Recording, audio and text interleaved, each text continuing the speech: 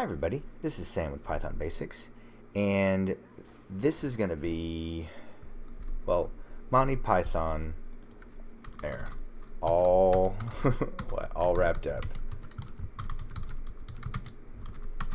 because I want to show you everything that we've learned together. So let's just get started. So you guys have seen this. I'm not going to bore you. We're just gonna cheat a little bit. Alright. Now, what we're going to change up is we're going to change game, and it's going to take in two variables. And what I want to do is I want to set this up so you can make the choices. So alright, let's copy this. You guys should have this already typed in. So, not a big fan of cheating. Let's get this to all fit. So, not usually wanting to cramp all this, but I want you to be, okay, I should fit there. So, okay, here are our variables that we need to get started.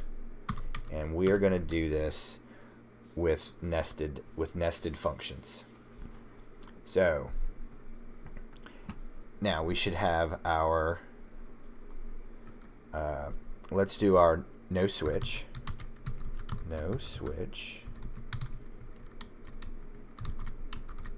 that. And if you have not watched, if you did not watch the non-local variables, go watch that video, come back. We explained that. So this is going to be non-local. We're going to tie all this stuff together. Non-local, and it's going to be wins, losses, and then if. And what this is replacing our random choice, the player choice. So right here, this is going to be if car equals our choice doors. So that is right there. Oops, I forgot what I forget. This is just our random picking a door. And if that just matches, because we're not switching. So this is the pretty clear cut one. Then else losses 1. So we're done with that. Now we are going to do our switch. And switch. Wow. And we just did this last video, so you guys we could go and just copy this. So if you did not watch this last time, let's just cheat a little bit right here. Copy, paste, because that is exactly what we did, and we had to add our doors because we're deleting and removing and popping. But right here we had to call our non-local just like we did here, but still same process. So let's slide this up. Are we cutting anything off? No, we're good.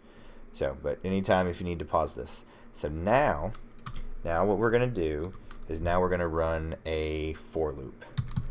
And then we're going to call our functions inside our function.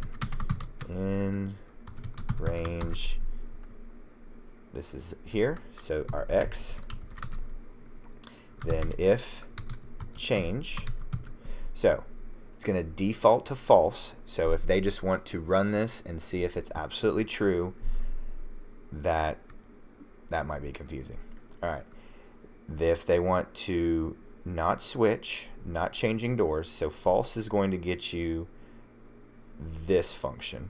If you do not change this, if you leave this false, no switch is going to run.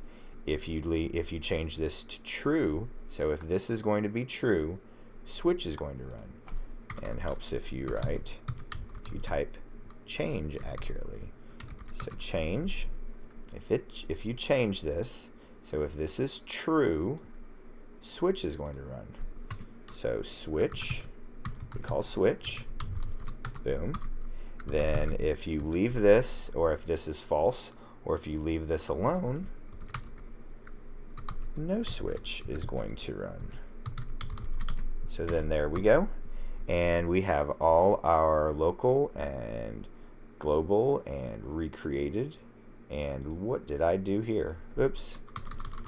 That's why copying is not the best idea. So, okay. Caught that before we ran it, and everything threw up all over the place.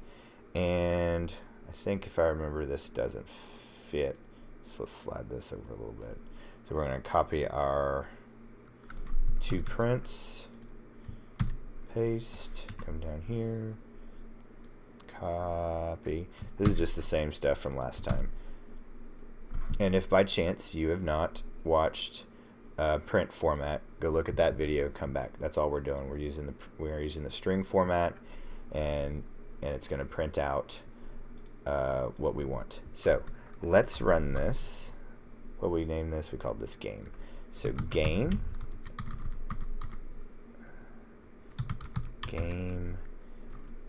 10,000, and it's going to default to false because I did not change that. Let's run this and win 1/3 of the time. So now let's change this to true. Run this, and lo and behold, just that simple decision of changing our switches, switching our doors, it goes to 66% of the times, or 2/3 of the times, we win. So this is a much nicer layout, and it goes over and uses all of our skills that we have acquired in the past few videos. And probably in the next little while, because I'm hinting towards a way that you can really, really use the power of Python with some really awesome programming.